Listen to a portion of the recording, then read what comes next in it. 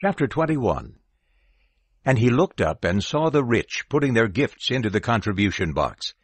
And he saw a certain poor widow putting in there 2 small copper coins. And he said, Truly I say to you that this poor widow put in more than all of them. For these all put gifts into the offering out of their abundance. But this woman out of her poverty put in all the means of subsistence that she had. And while some were speaking about the temple, that it was adorned with precious stones and votive offerings, he said, As for these things that you see, days will come in which not one stone will be left on another stone that will not be thrown down. And they asked him, saying, Teacher, when therefore will these things happen? And what will be the sign when these things are about to take place? And he said, Watch out that you are not deceived, for many will come in my name, saying, I am he, and the time is near. Do not go after them. And when you hear about wars and insurrections, do not be terrified, for these things must happen first. But the end will not be at once. Then he said to them, Nation will rise up against nation, and kingdom against kingdom.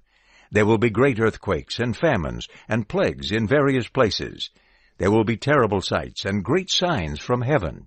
But before all these things they will lay their hands on you and will persecute you, handing you over to the synagogues and prisons. You will be brought before kings and governors because of my name. This will turn out to you for a time of witness. Therefore make up your minds not to prepare in advance to speak in your own defense. For I will give you a mouth and wisdom that all your opponents will not be able to resist or contradict. And you will be handed over even by parents and brothers and relatives and friends, and they will put to death some of you. And you will be hated by all because of my name. Even a hair of your head will never perish.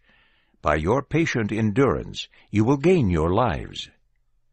But when you see Jerusalem surrounded by armies, then know that its desolation has come near. Then those in Judea must flee to the mountains, and those inside it must depart. And those in the fields must not enter into it, because these are days of vengeance, so that all the things that are written can be fulfilled. Woe to those who are pregnant, and to those who are nursing their babies in those days, for there will be great distress on the earth, and wrath against this people, and they will fall by the edge of the sword, and will be led captive into all the nations. And Jerusalem will be trampled down by the Gentiles, until the times of the Gentiles are fulfilled.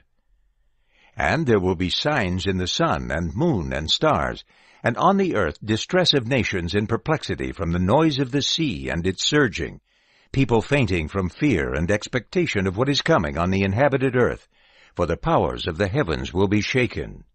And then they will see the Son of Man arriving in a cloud with power and great glory. But when these things begin to happen, stand up straight and raise your heads, because your redemption is drawing near. And he told them a parable. Look at the fig tree, and all the trees. When they put out foliage, now you see for yourselves, and know that by this time the summer is near. So also you, when you see these things happening, know that the kingdom of God is near. Truly I say to you that this generation will never pass away until all things take place. Heaven and earth will pass away, but my words will never pass away.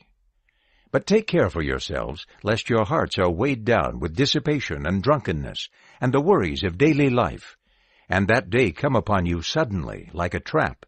For it will come upon all who reside on the face of the whole earth. But be alert at all times, praying that you may have strength to escape all these things that are going to happen, and to stand before the Son of Man.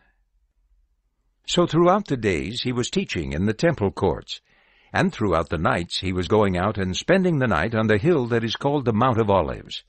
And all the people were getting up very early in the morning to come to him in the temple courts to listen to him.